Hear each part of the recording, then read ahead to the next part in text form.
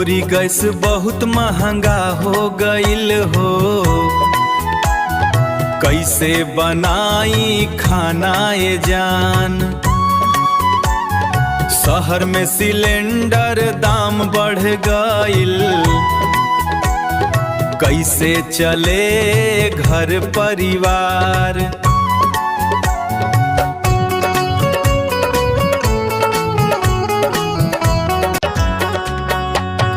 गोरी गैस बहुत महंगा हो गईल हो, कैसे बनाई खाना ये जान।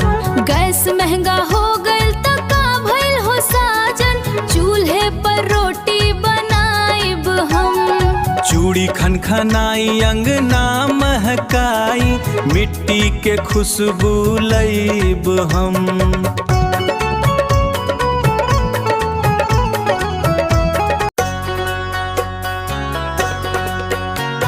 सोचत रही शहर वाला तरीका, अब गांव के याद आ गईल।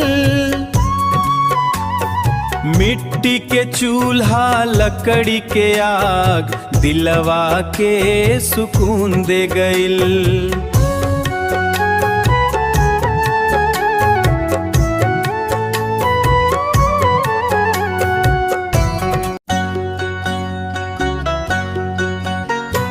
चूल्हे के धुआं में प्यार बसल बा, रोटी में ममता के स्वाद।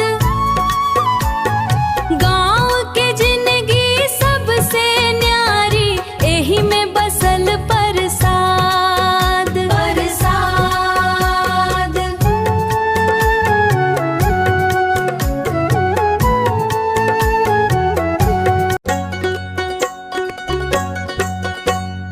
गोरी जब चूल्हे पर रोटी से कतिया, मनवा खुश हो जाला।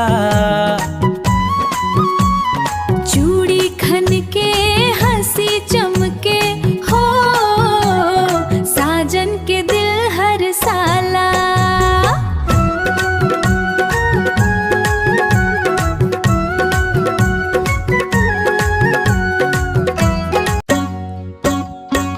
गैस महंगा हो गईल दुनिया में, चूल्हा फिर से चल गईल। गांव के रसोई के खुशबू से घरवा पूरा महक गईल, महक गईल।